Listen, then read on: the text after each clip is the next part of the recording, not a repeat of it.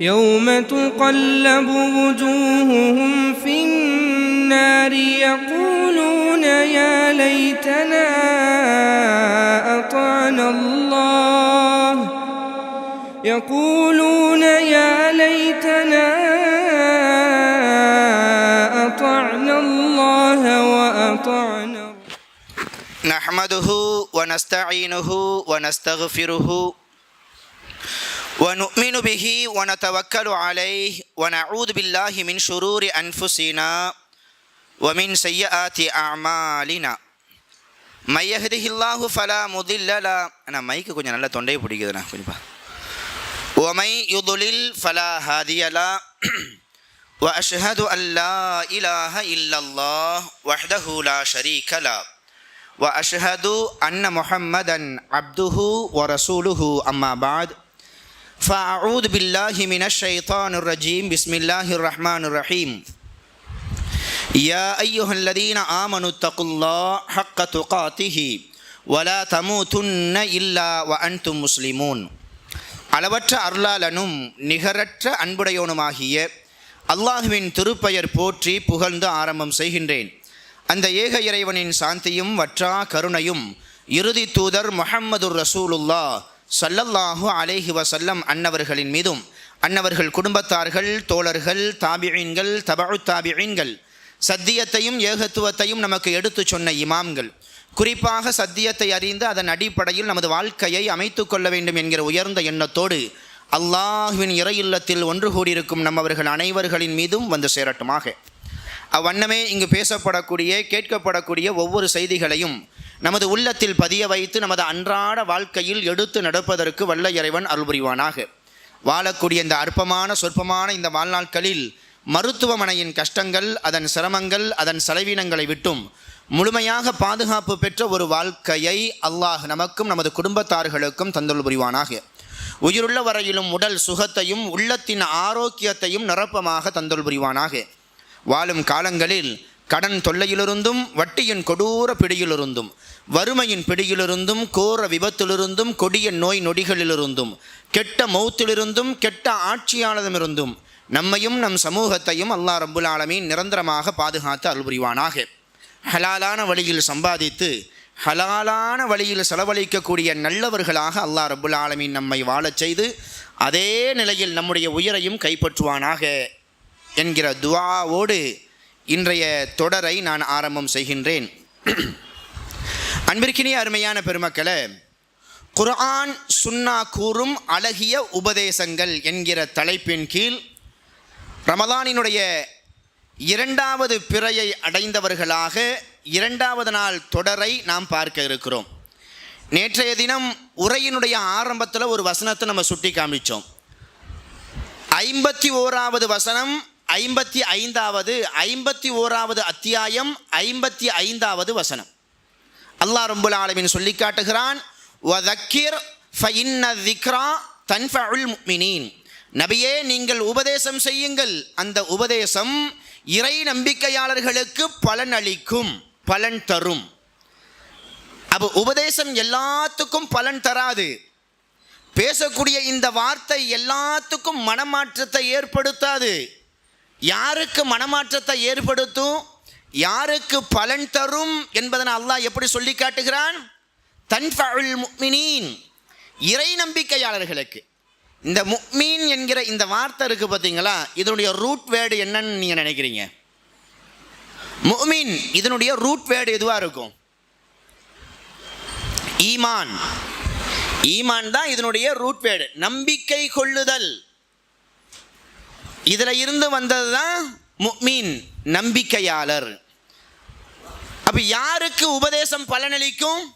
யார் அல்லாஹ்வை தன்னுடைய ஏக இறைவனாக ஏற்றிருக்கிறார்களோ, யார் அல்லாஹுடைய தூதரை தன்னுடைய தூதராக நபியாக நம்பியிருக்கிறார்களோ, யார் மறுமையை, மன்னரையை, சொர்க்கத்தை, நரகத்தை உறுதியாக நம்பியிருக்கிறார்களோ அவர்களுக்கு குர்ஆனும் சுன்னாவும் சொல்லக்கூடிய உபதேசம் கண்டிப்பாக பலன் தரும். அந்த அடிப்படையில் இன்னைக்கு நாம சில உபதேசத்தை பார்க்க போறோம். அது என்ன உபதேசம்னா, அல்லாஹ் ரப்புல் ஆலமீன் தன்னுடைய திருமறையில் சில நல்லடியார்களை பற்றி சொல்லி காமிக்கிறாங்க. நிறைய பேர் இருக்கிறாங்க. அதே போல சில கெட்டவர்களை பற்றியும் சொல்லி காமிக்கிறான். நல்லவர்களை பற்றி சொல்லி காமிக்கும் பொழுது கூடுதலாக என்ன சொல்றான்னா, இன்னென்ன நல்லடியார்கள் தன்னுடைய குடும்பத்தார்களுக்கு சில உபதேசங்கள் செய்தார்கள், அந்த உபதேசம் நமக்கு பலன் தரும் என்பதாக அல்லாஹ் ரப்புல் ஆலமீன் குர்ஆன்ல சொல்லி காமிக்கிறான். அப்படிப்பட்ட ஒரு உபதேசத்தை இன்னைக்கு நம்ம பார்க்க போறோம்.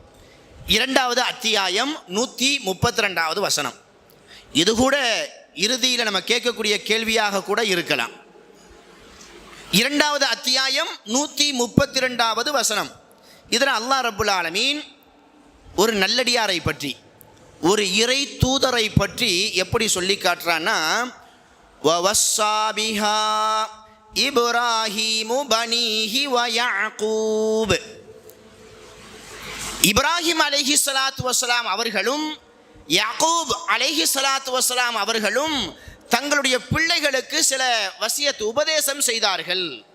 யாரும் இப்ராஹிம் நபியும் யாக்கூப் நபியும் தங்களுடைய பிள்ளைகளுக்கு சில உபதேசத்தை செய்தார்கள். அந்த உபதேசத்தை அல்லாஹ் ரப்புல் ஆலமீன் 2வது அத்தியாயம் 132வது வசனத்தில் சொல்லி காமிக்கிறார். என்ன உபதேசம் பாருங்களேன், ரொம்ப அற்புதமான உபதேசம். பிள்ளைகளை பெற்றெடுத்தவர்கள், ஒரு குடும்ப தலைவராக இருக்கக்கூடியவர்கள், நம்முடைய குடும்பங்களுக்கு பலவிதமான உபதேசத்தை நம்ம செய்வோம், அப்படித்தானே? நம்முடைய மனைவிக்கு நம்ம என்ன உபதேசம் பண்ணுவோம்? அம்மா கறி சால்னாலாம் நல்லா அருமையாக வைமா, என்னம்மா நீ இப்படி பண்ணுற, பிரியாணிலாம் நல்லா தூக்கலாக பண்ணுமா, நல்லா கறியெல்லாம் நல்லா அழகாக வேக வச்சு பஞ்சு மாதிரி தாமா, இந்த உபதேசம் பண்ணு. தப்புலாம் கிடையாது. ஒரு வீட்டில் தீனும் இருக்கணும், தீனியும் இருக்கணும். தீன் மட்டும் இருந்துச்சு அப்படின்னா ரொம்ப போர் அடிச்சு போயிடும். ரெண்டுமே இருக்கணும், தீனியும் நல்லா இருக்கணும், தீனும் நல்லா இருக்கணும். அதனால் தீனியை பற்றி நம்ம இப்போ குடும்பத்தார்களுக்கு உபதேசம் பண்ணுறோம், மனைவி மக்களுக்கு நம்ம சொல்கிறோம் அப்படின்றது தப்பு இல்லை. வெறுமனே தீனியை மட்டும் சொல்லிட்டு இருந்தால் அது தப்பு. எதையும் சொல்லணும், அப்பப்போ தீனையும் நம்ம சொல்லணும். சாப்பிட்டுக்கிட்டே இருப்போம், திடீர்னு பார்த்தீங்கன்னா இடது கையால் எடுத்து தண்ணியை குடிச்சிருவாங்க. குடிப்பாங்களா இல்லையா? அப்போ நம்ம என்ன செய்யணும்? நம்ம மனைவி தானே, குடிச்சிட்டு போட்டோம் அப்படின்னு விட்டுறக்கூடாது. என்ன செய்யணும்? அம்மா இடது கையால் குடிக்காதம்மா, இடது கையால் பருகக்கூடாது, உண்ணக்கூடாதுன்னு நம்ம மார்க்கம் சொல்லுது, ரசூலுல்லாஹ் சொல்கிறாங்க, அந்த மாதிரி செய்யாதம்மா அப்படின்னு நம்ம சொல்லணும். ஹைர், அல்ஹம்துலில்லாஹ். அப்போ நம்முடைய குடும்பத்தார்களுக்கு நம்ம பலவிதமான உபதேசத்தை நம்ம செய்கிறோம். நம்ம மனைவிக்கு சில உபதேசத்தை செய்வோம், பிள்ளைகளுக்கு நம்ம சில உபதேசத்தை செய்வோம். பிள்ளைகளுக்கு நம்ம உபதேசம் செய்கிறதா இருந்தால் என்ன மாதிரி உபதேசம் நம்ம செய்வோம்? இன்றைக்கி பெரும்பாலும் எல்லா பெற்றோர்களுடைய உபதேசம் அல்ல, கனவு கூட என்ன அப்படின்னா, காலையில் 6 மணிக்கெல்லாம் பிள்ளைகளை எழுப்பி விட்டுறணும். எழுப்பி விட்டு அவன் ஃபஜ்ரு தொழுகிறானோ இல்லையோ அதை பற்றி பெரிய அளவில் கவலைலாம் இருக்காது.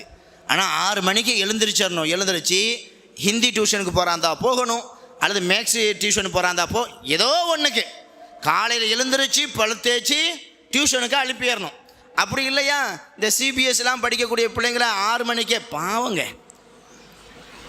2nd ஸ்டாண்டர்ட் 3rd ஸ்டாண்டர்ட் படிக்கக்கூடிய பிள்ளைங்களுக்கெல்லாம் என்னங்க தெரியும்? கனவுல அப்படியே பயப்படுறாங்க, எப்போ நான் ஹோம்ஒர்க்கு செஞ்சிடறேன் பையனை விட்டுருப்பா அப்படின்னு பயப்படுறாங்க. அவ்வளோ பெரிய சுமை. பிள்ளைகளுக்கு சில உபதேசத்தை நம்ம செய்கிறோம்.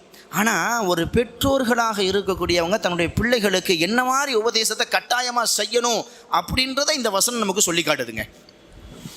இப்ராஹிம் நபியும் யாக்கூப் அலைஹிஸ்ஸலாத்து வஸ்ஸலாம் அவர்களும் தங்களுடைய பிள்ளைகளுக்கு செய்த உபதேசத்தை அல்லாஹ் எப்படி சொல்கிறான் பாருங்க. யா புனைய, எப்படி? யா புனைய, என் அருமை மகனே, இன்னல்லாஹ அஸ்தஃபா லகுமுத்தீன், இன்னல்லாஹ அஸ்தஃபா லகுமுத்தீன், என் அருமை மகனே, அல்லாஹ் உங்களுக்காக இந்த மார்க்கத்தை தேர்ந்தெடுத்திருக்கிறான். நம்ம ஷஹாதா கலிமாவை சொல்லி இஸ்லாத்தில் இருக்கிறமே, இந்த மார்க்கம் சாதாரணமானது கிடையாது. இந்த தீன் சாதாரணமானது கிடையாது. இன்னத்தீன இந்தல்லாஹில் இஸ்லாம். இந்த உலகத்தில் எத்தனையோ மதங்கள் உண்டு, எத்தனையோ கோட்பாடுகள் உண்டு, எத்தனையோ சித்தாந்தங்கள் உண்டு. அவைகளெல்லாம் அல்லாஹ்வால் ஒப்புக்கொள்ளப்பட்டவையா? இல்லவே இல்லை.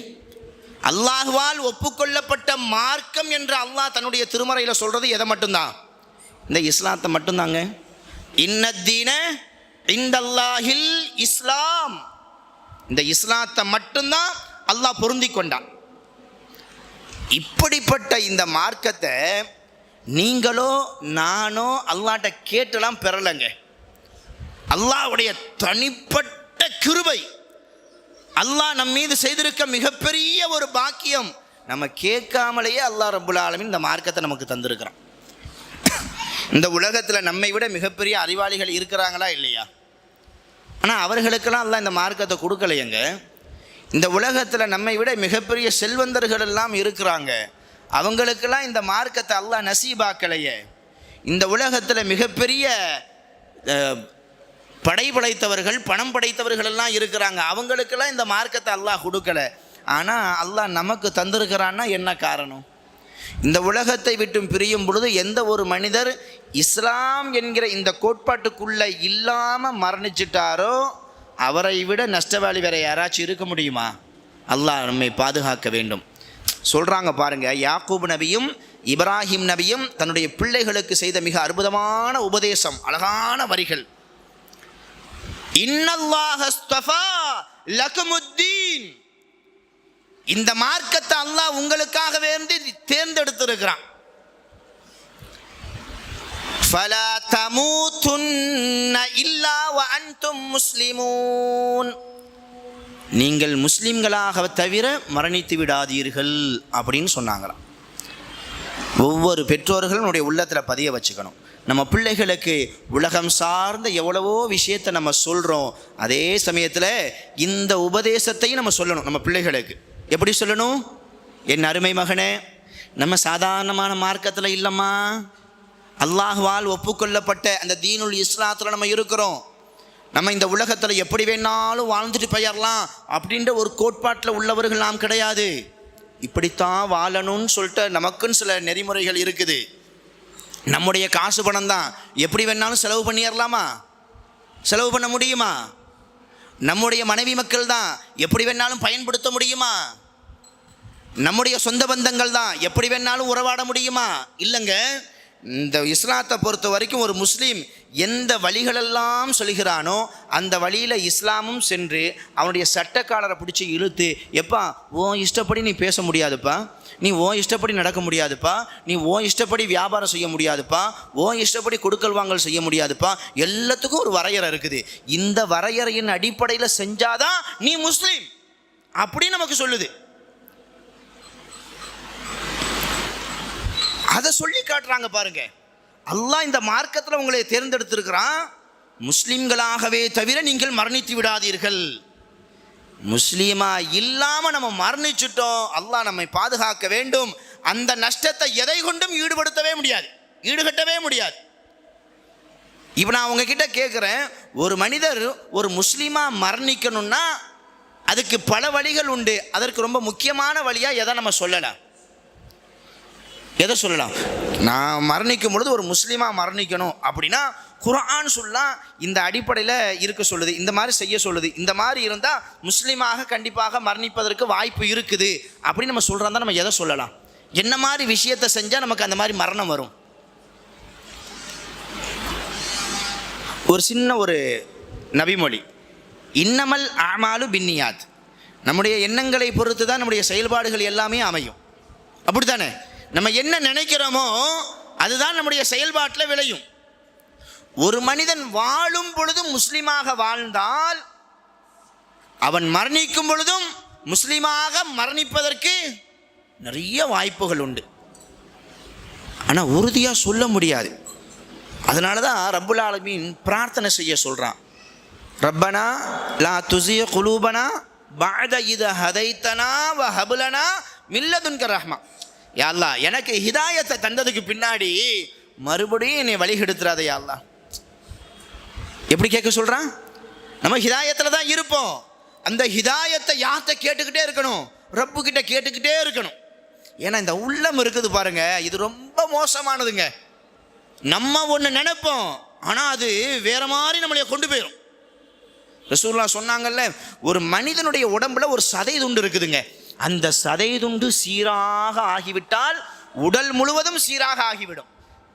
அந்த சதை துண்டு கெட்டு விட்டதென்றால் உடல் முழுவதும் கெட்டுவிடும். அலா வஹியல் கல்ப், அதுதான் உள்ளம் என்பதாக சொல்லி தந்தாங்க. அப்படி சொல்லிட்டு ரசூலுல்லாஹ் சொன்னாங்க, இந்த உள்ளம் என்பது ரஹ்மானினுடைய 2 விரல்களுக்கு மத்தியில் இருக்குதான். அவன் எப்படி நினைக்கிறானோ அப்படி புரட்டி போட்டுருவானான்.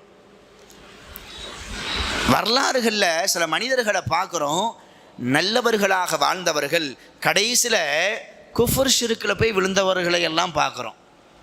ஆரம்ப காலத்தில் தர்கா, பிதஅத்து, ஷிருக்கு எல்லாத்துலேயும் மூழ்கி கிடந்தவங்க. சொல்லப்போனால் ஏகத்துவத்தை சொல்ல வந்தால் வெட்டிடுவேன் அப்படின்னு சொன்னவங்களெல்லாம் பின்னாடி எப்படி மாறிட்டாங்கன்னா, ஏகத்துவத்துக்காக வேண்டி தன்னுடைய உயிரையும் கொடுப்பதற்கு முன்னாடி வந்துட்டாங்க. பார்த்தீங்களா, மாற்றம் என்பது ரப்பினுடைய கையில் இருக்குது. அதனால் வாழும் பொழுது நம்ம முஸ்லீமாக வந்து என்ன செய்யணும், வாழ்ந்துக்கிட்டே இருக்கணும்.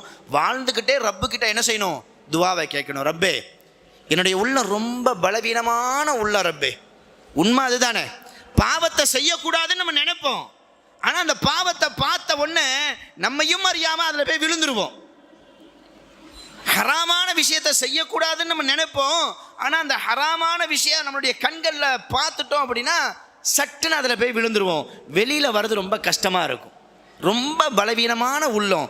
ரப்புக்கிட்ட சொல்லணும், உரையாடணும். எப்படி உரையாடணும்? ரப்பு அதை ரொம்ப ரசிக்கிறான். யா அல்லாஹ், நான் ரொம்ப பலவீனமானவன், எந்த நன்மையையும் செய்வதற்கு எனக்கு ஆற்றல் இல்லை ரப்பே.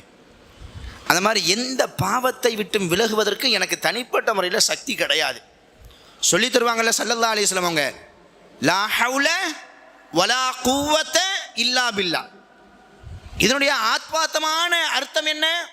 எந்த நன்மை செய்வதாக இருந்தாலும், எந்த தீமையிலிருந்து விலகுவதாக இருந்தாலும் என்கிட்ட அந்த சக்தி இல்லை. ரப்பே, நீ எனக்கு அந்த ஆற்றலை தந்தாதான் உண்டு. அதான் உண்மை.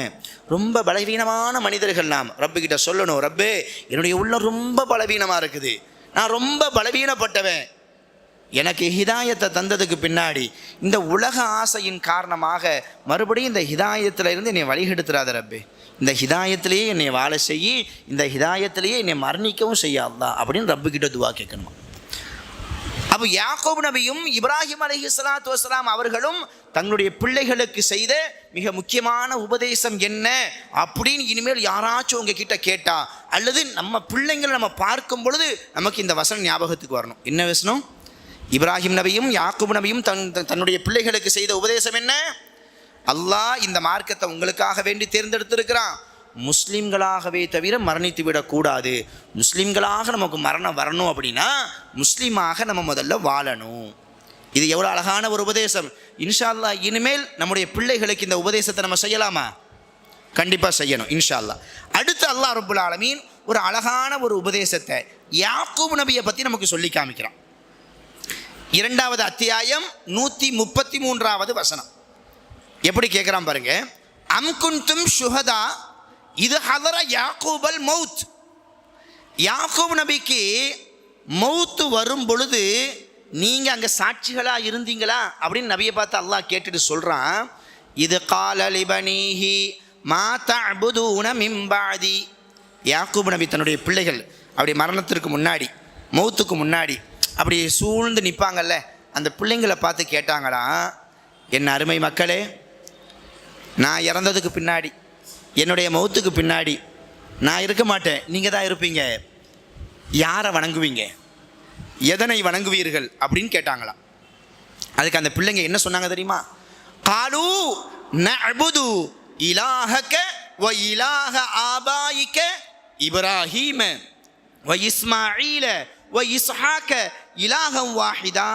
என் அருமை தந்தையே, உங்களுக்கு பின்னாடி, உங்களுடைய மரணத்திற்கு பின்னாடி நாங்கள் எதனை வணங்குவோம் அப்படின்னு சொல்லி கேட்டீங்களே, நாங்கள் யாரை வணங்குவோம் தெரியுமா? எதை வணங்குவோம் தெரியுமா? உங்களுடைய மூதாதையர்களான இப்ராஹீம், இஸ்மாயில், இஸ்ஹாக் அவர்களுடைய ஒரே இறைவனான, உங்களுடைய ஒரே இறைவனான அந்த அல்லாஹ்வை தான் நாங்கள் வணங்குவோம். வ நஹ்னு லஹு முஸ்லிமூன், அவனுக்கு கட்டுப்பட்டவர்களாகவே நாங்கள் இருப்போம் அப்படின்னு சொன்னாங்களாம். அல்லாஹ் ரப்புல் ஆலமீன் இந்த வசனத்தை நமக்கு ஒரு பாடமாக, இந்த சம்பவத்தை ஒரு பாடமாக நமக்கு கற்பித்து தரான். நம்முடைய பிள்ளைகளுக்கு நம்ம எவ்வளவோ நல்ல விஷயத்தை சொல்லுவோம், அதே சமயத்தில் ரப்பை பற்றி என்ன செய்யணும்? சொல்லணும், அல்லாஹ்வை பற்றி சொல்லணும். வெளி உலகத்தில் மற்ற மக்கள் சொல்கிறத விட நம்முடைய பிள்ளைகளுக்கு நம்ம சொல்கிற அந்த கல்வி இருக்குது பாருங்க, அது கல்புக்குள்ளே ஆழமாக பதியுங்க. அதனால் இரவு தூங்கும் பொழுது, நேரங்கள் கிடைக்கும் பொழுது, ட்ராவல் பண்ணும் பொழுது நமது பிள்ளைகளுக்கு தேவையில்லாத கதைகளையெல்லாம் நம்ம சொல்லுவோம். தேவையான விஷயங்களை, இந்த உபதேசத்தை நம்ம பிள்ளைங்களுக்கு நம்ம செய்யணும். அல்லாஹ் ரப்புல் ஆலமீன் யாக்கூப் அலைஹிஸ்ஸலாம் தன்னுடைய பிள்ளைகளுக்கு அழகான ஒரு உபதேசத்தை செஞ்சாங்கன்னு சொல்லிட்டு இந்த உபதேசத்தை பதிவு பண்ணுறான். இன்ஷா அல்லாஹ் இனிமேல் நமது பிள்ளைகளுக்கு அல்லாஹுவை பற்றி, அல்லாஹுடைய வல்லமையை பற்றி, அவனுடைய ஆற்றலை பற்றி நம்ம சொல்லி கொடுக்கணும். இன்ஷா அல்லாஹ் செய்யலாமா? அந்த மாதிரி கண்டிப்பாக செய்யணும். அதுக்கடுத்து பார்த்திங்கன்னா, இப்போ நம்ம இப்ராஹிம் நபியை பற்றி, யாக்கூப் நபியை பற்றி நம்ம பார்த்தோம்ல, அதே வரிசையில் அல்லாஹ் ரப்புல் ஆலமீன் லுக்மான் அப்படின்னு சொல்லிட்டு ஒரு நல்லடியார் வாழ்ந்தாராம். அவங்க இறை தூதர் அப்படின்ட்டு சில மனிதர்கள், சில உலமாக்கள், சில அறிஞர்கள் சொல்கிறாங்க. ஆனால் அதற்கு ஏற்புடைய தகுந்த ஆதாரங்கள் இல்லை. ஆனால் ஆக மொத்தத்தில் அவர் ஒரு நல்லடியார். அல்லாஹ் ரப்புல் ஆலமீன் அவர்களை அப்படித்தான் சொல்கிறான். அவர் ஒரு நல்லடியார். அவர் தன்னுடைய பிள்ளைகளுக்கு செய்த உபதேசத்தை அல்லாஹ் ரப்புல் ஆலமீன் கடைசி உம்மத்தாக இருக்கக்கூடிய நம்மவர்களுக்கு சொல்லி காமிக்கிறான். லுக்மான் சொல்லிட்டு ஒருத்தவங்க வாழ்ந்தாங்க. அவங்க தன்னுடைய பிள்ளைகளுக்கு எப்படிப்பட்ட உபதேசத்தை செஞ்சாங்க தெரியுமா? அந்த உபதேசம் அந்த பிள்ளைகளுக்கு எப்படி பலன் கொடுத்தது தெரியுமா அப்படின்னு சொல்லிட்டு அல்லாஹ் ரப்புல் ஆலமீன் சொல்லி காமிக்கிறான். 31வது அத்தியாயம் 12வது வசனம். 31வது அத்தியாயம் 12வது வசனம் அல்லாஹ் ரப்புல் ஆலமீன் சொல்லி காமிக்கிறான். வலகத் ஆதைனா லுக்மானல் ஹிக்மா. லுக்மான் என்கிற அந்த நல்லடியாருக்கு நாம் ஹிக்மத், ஞானத்தை வழங்கினோம். ஞானத்தை வழங்கிட்டு அவர்கிட்ட நம்ம சொன்னோம், அனிஷ்குர் லில்லா, அல்லாஹ்வுக்கு நன்றி செலுத்துங்க அப்படின்னு நம்ம சொன்னோம். சொல்லிட்டு வமை யஷ்குர் ஃபஇன்னமா யஷ்குர் லி நஃப்ஸி, யார் அல்லாஹ்வுக்கு நன்றி செலுத்துறேன்னு சொல்லிட்டு நன்றி செலுத்துகிறாரோ அவர் அல்லாஹ்வுக்குலாம் நன்றி தனக்குத்தானே நன்றி செலுத்திக் கொள்கிறார். ஒமன் கஃபர, நான் அல்லாஹ்வுக்குலாம் நன்றி செலுத்த மாட்டேன், அல்லாஹ்லாம் என்னுடைய இறைவன் இல்லை, கல்லையும் மண்ணையும் வணங்குவேன், அல்லது இறைவனே இல்லைன்னு சொல்லிட்டு நான் மறுக்குவேன் அப்படின்னு சொல்லிட்டு யாராவது சொன்னாங்க அப்படின்னா அல்லாஹ்வுக்கு ஏதாச்சும் நஷ்டமா? இந்த உலகம் முழுவதும் சேர்ந்து அல்லாஹ்வை வணங்கினாலும் அல்லாஹுடைய அந்தஸ்துல இருந்து ஒன்று கூட போகிறது கிடையாது. இந்த உலகத்தில் உள்ள எல்லா மனிதர்களும் ஒன்று சேர்ந்து இனிமேல் நாங்கள் அல்லாஹ்வை வணங்க போவதே கிடையாது அப்படின்னு சொன்னாலும் அல்லாஹ்வுடைய கண்ணியத்தில் ஏதாச்சும் ஒன்று குறைய போகுதா? ஒன்றும் கிடையாது. ரப்பு சொல்கிறான், ஒமன் கஃபர, யார் அல்லாஹ்வை மறுக்கிறார்களோ, அல்லாஹ்விற்கு நன்றி செலுத்தவில்லையோ, ஃபஇன்னல்லாஹ கனியுன் ஹமீத், நிச்சயமாக அல்லாஹ் எல்லாவற்றையும் விட்டு தேவைகளற்றவன். யார் புகழ்ந்தாலும் புகழாவிட்டாலும் எல்லா விதமான புகழுக்கும் சொந்தக்காரன் யார் தான்? ரப்புல் ஆலமீன் தான். அப்படிப்பட்ட லுக்மான் அலைஹிஸ்ஸலாம் தனது பிள்ளைகளுக்கு சொல்றாங்க, வஇத் கால லுக்மானு லிப்னிஹி வஹுவ யஅதுஹு. அந்த லுக்மான் என்கிற அந்த நல்லடியார் தனது பிள்ளைகளுக்கு உபதேசம் செஞ்சாங்களா, யா புனைய, என் அருமை மகனே, லா துஷ்ரிக் பில்லா, அல்லாஹ்விற்கு இணை கற்பிக்காத. எப்படி சொன்னாங்க? அல்லாஹ்விற்கு இணை கற்பிக்காத. இன்ன ஷிர்க லதுல்முன் அதீம், அல்லாஹ்விற்கு இணை கற்பித்தல் மிகப்பெரிய பாவம் அப்படின்னு சொன்னாங்க. நம்ம பிள்ளைகளுக்கு நம்ம செய்ய வேண்டிய உபதேசத்தில் இதுவும் ஒன்று. தொழுகையை பற்றி நம்ம சொல்கிறோம், நபியை பற்றி நம்ம சொல்கிறோம், இஸ்லாமிய வரலாறுகளை சொல்கிறோம். ஆனால் நம்ம பிள்ளைகளுக்கு ரொம்ப அழுத்தம் திருத்தமாக சொல்ல வேண்டிய மிக முக்கியமான ஒரு விஷயம் என்ன தெரியுமா? இந்த ஷிர்க்கு சம்மந்தப்பட்டதையும் நம்ம சொல்லணும். ஏன்னா இன்னைக்கு இந்த ஷிர்க்கான இந்த விஷயம் என்னென்னா, நம்ம மக்களுக்கு மத்தியில் இபாதத்தை போல கலந்து விட்டது. ஷிர்க்கான விஷயம் இபாதத்தை போல கடந்து விட்டது. இன்னைக்கும் இந்த இஸ்லாமிய சமூகத்தில் ஒரு கூட்டம் இருக்கிறாங்க. ஒரு கூட்டம் அப்படின்றத விட பெருங்கூட்டம் அப்படின்னு சொல்லலாம். அந்த கூட்டம் என்ன நம்புகிறாங்கன்னா, அல்லாஹ்விற்கு என்ன ஆற்றல் இருக்கிறதோ அதே ஆற்றல் இறந்து போன சில நல்லடியார்களுக்கும் இருக்குது அப்படின்னு நம்புகிறாங்க. இறந்து போனதுக்கு பின்னாடியும் ஒரு மனிதரால் இந்த உலகத்தில் வாழக்கூடிய மனிதர்களுக்கு நலவை ஏற்படுத்த முடியும் அப்படின்னு நம்புகிறாங்க. இறந்து போன ஒரு மனிதரால் உலகத்தில் வாழக்கூடிய மனிதருக்கு ஒரு கெட்டதை செய்ய முடியும் அப்படின்னு நம்புகிறாங்க. இது சாத்தியமா? ஒருத்தவர் இறந்து போயிட்டார், அவர் எவ்வளோ பெரிய நல்லடியாராக இருந்தாலும் அவர் இறந்து போயிட்டார்னா அவருக்கு இந்த துனியாவுக்கு ஏதாச்சும் சம்பந்தம் இருக்குதா? அவரை அழைத்து எனக்கு உதவி செய்யுங்க அப்படின்னு சொன்னால் அவரால் உதவி செய்ய முடியுமா? இதை இங்கே இருக்கக்கூடிய மக்கள் நம்ம நம்புகிறோம். ஆனால் வெளியில் இருக்கக்கூடிய ஒரு பெரும் கொண்ட ஒரு கூட்டம் என்ன நினைக்கிறாங்கன்னா, யாரோ ஒரு மனிதரை நல்லவராக அவர் நினைத்து கொள்கிறார், அல்லாஹ் அவர் நல்லவராகவே ஆக்கட்டும். அந்த நல்லடியார் மரணிச்சிட்டார் அப்படின்னா இந்த துனியாவுக்கும் அவருக்கு உண்டான தொடர்பு அருந்து போச்சு. அவரால் எந்த மனிதருக்கும் நன்மையை செய்ய முடியாது, எந்த மனிதருக்கும் தீங்கும் செய்ய முடியாது.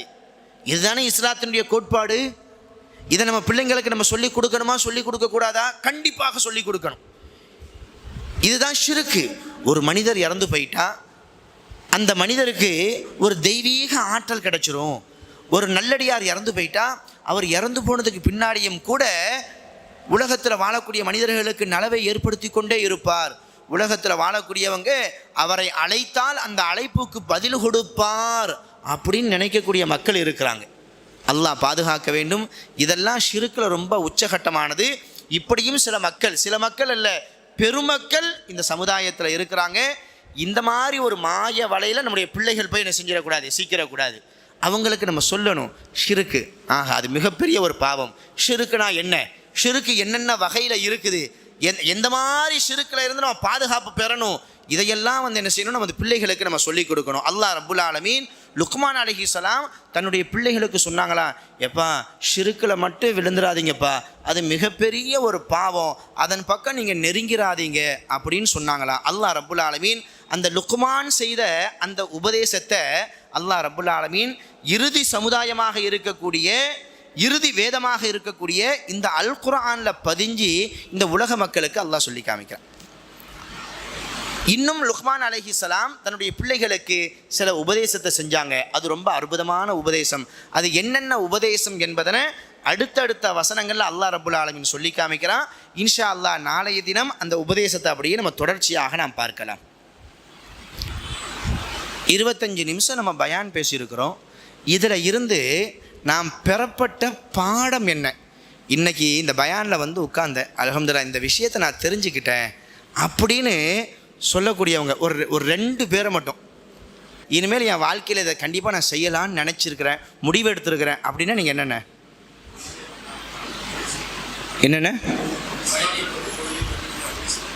நல்லா அட்வைஸ் பண்ணணும். நம்ம நல்லா அட்வைஸ் பண்ணிக்கிட்டே தான் இருக்கிறோம். இனிமேல் என்ன அட்வைஸ் பண்ணுவீங்க? நம்ம செய்யக்கூடிய அட்வைஸில் எதை சேர்த்துக்கிடுவீங்க?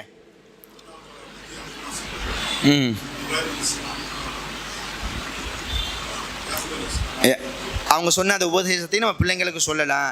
இந்த டாமஞ்சரி கீமஞ்சரி இதெல்லாம் விட்டுட்டு, எப்போ அவங்க அப்பா எப்படிப்பட்டவர் தெரியுமாப்பா, 10 யானையை சொல்லட்டி அடிப்பேன். இப்போ வரைக்கும் என் பிள்ளைங்கள்ட்ட கேட்டால் அப்படி தான் சொல்லுவாங்க, எங்கள் அப்பா எப்படிப்பட்டவர் தெரியுமா, 10 யானை வந்தாலும் அடி சொல்லட்டி அடிப்பார். யானை வர சவுண்டு கேட்டாவே நம்ம உள்ளே போயிடுவோம். இப்படியெல்லாம் நம்ம பிள்ளைங்களுக்கு கதையை சொல்கிறதுக்கு பதிலாக உண்மை சம்பவத்தை என்ன செய்யலாம், சொல்லலாம். அந்த பிள்ளைங்களுக்கு சின்ன வயசுல இருந்தே உள்ளத்தில் ஒரு உறுதியான ஒரு எண்ணங்கள் ஏற்படும். இன்ஷா அல்லாஹ் அல்ஹம்துலில்லாஹ் இனிமேல் அதை நீங்கள் செய்யுங்க. அப்படி செய்கிற காலமெல்லாம் உங்களுக்கும் உங்களுடைய சந்ததிகளுக்கும் மிகப்பெரிய ஒரு நற்பலன் ஏற்பட்டுக்கிட்டே இருக்கும். அடுத்து என்ன நீங்கள் சொல்லுங்கள், உங்களுடைய ஏக்கமே தெரியுது, எங்கெல்லாம் பார்க்குறீங்க, சைடில் என்னையை மட்டும் பார்க்க மாட்டிருக்கிறீங்க அப்படின்னு நீங்கள் சொல்லுங்கண்ணே. இன்றைக்கி கேட்ட இந்த பயானில் இருந்து நான் இந்த விஷயத்தை தெரிஞ்சுக்கிட்டேன், இனிமேல் இந்த விஷயத்தை நான் செய்யலான்னு நான் நினச்சிருக்கேன், முடிவு எடுத்திருக்கிறேன் அப்படின்னா நீங்கள் என்ன செய்யலான்னு நினச்சிருக்கேன்? எப்படி அப்படிங்களா? அப்போ இன்ஷா அல்லாஹ் இந்த விஷயத்தை நம்ம பிள்ளைகளுக்கும் நம்ம சொல்லணும். ஓகேங்களா? அதே மாதிரி நேற்றைய தினம் ஒரு சகோதரர் சொன்னார், ஒவ்வொரு நாளுடைய பயானுடைய முடிவிலையும் ஒரு சின்ன துவாக்களை மட்டும் நீங்கள் சொன்னீங்கன்னா அது ரொம்ப பலனுள்ளதாக இருக்கும். சஹருடைய நேரத்தில் துவா செய்யுங்கன்னு சொன்னீங்க, இஃப்தாருடைய நேரத்தில் துவா செய்யுங்கன்னு சொன்னீங்க. என்னமாச்சும் ஒரு துவா குர்ஆனில் சொல்லக்கூடிய அந்த துவாக்களை, ஏன்னா குர்ஆனில் சொல்லப்படக்கூடிய துவாக்கள், ஹதீஸில் சொல்லப்படக்கூடிய துவாக்கள்லாம் இருக்குது பார்த்தீங்களா, அதெல்லாம் ரொம்ப ஷார்ட் அண்ட் ஸ்வீட்டாக இருக்கும். கொஞ்சம் வார்த்தைகள் இருக்கும், அதில் நிறைய அர்த்தங்கள் இருக்கும். அந்த மாதிரி ஏதாச்சும் ஒரு சின்ன ஒரு துவாவை எங்களை கற்று தந்துட்டு அப்படி முடிச்சா என்ன அப்படின்னு சொல்லி கேட்டாங்க. இது ரொம்ப ஒரு நல்ல விஷயமாக தான் இருந்துச்சு. அந்த அடிப்படையில் இன்ஷா அல்லாஹ் இன்னையில இருந்து ஒரு 9 நாட்கள் இந்த பயான் தொடர்ச்சியாக நம்முடைய பயான் இருக்கும். ஒரு 9 துவாவை மட்டும் மனப்பாடம் பண்ணிடுவோம்.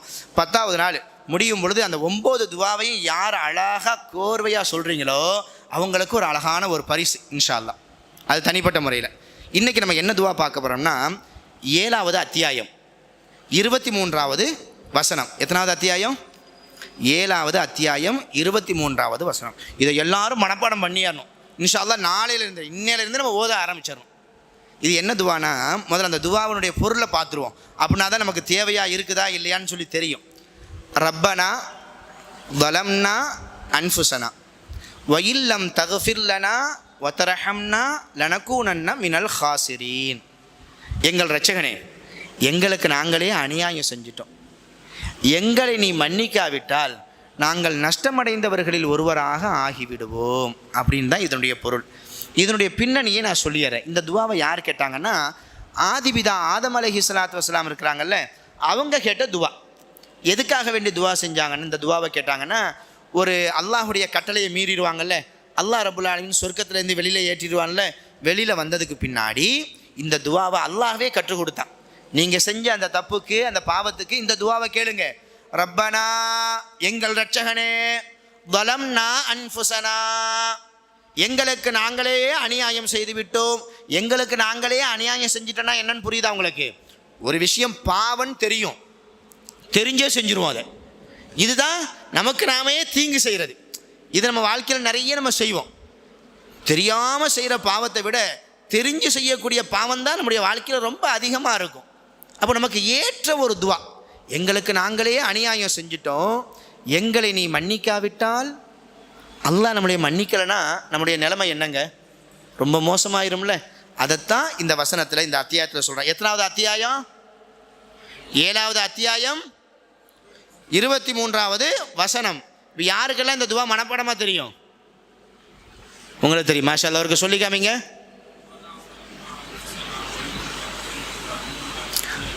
ஆமீன். அல்லாஹ் அதை அப்படியே கபூலாக்கி தரட்டும் நமக்கு. ரப்பனா ظلمنا أنفسنا وإن لم تغفر لنا وترحمنا لنكونن من الخاسرين. இந்த துவா தான். சரிங்களா? இன்ஷா அல்லாஹ் நாளைக்கு யார்கிட்ட கேட்டாலும் சொல்லுவீங்களா? இந்த 9 நாளும் சொல்லப்படக்கூடிய இந்த துவாவை மட்டும் நீங்கள் கரெக்டாக பொருள் உணர்ந்து, சும்மா அப்படி அரபியை மட்டும் நீங்கள் என்ன செய்யக்கூடாது, மனப்பாடம் பண்ணக்கூடாது. நீங்கள் துவா கேட்கும்போது நீங்கள் அரபியை கேட்காட்டாலும் பிரச்சனை இல்லை, தமிழில் கேளுங்க, உருதுல கேளுங்க. ரட்சகனே, எங்களுக்கு நான் அநியாயம் செஞ்சிட்டேன், என்னைய மன்னிச்சிரு ரப்பே. நீ என்னைய மன்னிக்கலைன்னா என் நிலைமை அவ்வளோதான், ரொம்ப மோசமாக போயிடும், என்னைய மன்னிச்சிரு ரப்பே. இப்படி தமிழில் கூட கேட்டுங்க, உருதுல கூட கேட்டுக்குங்க. அரபியில் கேட்கணும்னு சொல்லிட்டு பொருள் தெரியாமல், என்ன கேட்குறோன்னு சொல்லிட்டு தெரியாமல் வந்து என்ன செஞ்சிடக்கூடாது, பிரார்த்தனையை கேட்டக்கூடாது. அந்த பிரார்த்தனைக்கு வேலிவே இல்லாமல் போயிடும். அப்போ இன்ஷா அல்லாஹ் இந்த துவாவை மனப்பாடம் பண்ணிக்கலாமா? கண்டிப்பாக. சரி, இன்ஷா அல்லாஹ் நாளிலேருந்து கொஞ்சம் சீக்கிரமாக முடிச்சுட்டு கேள்வியை நம்ம கேட்டுக்கலாம்.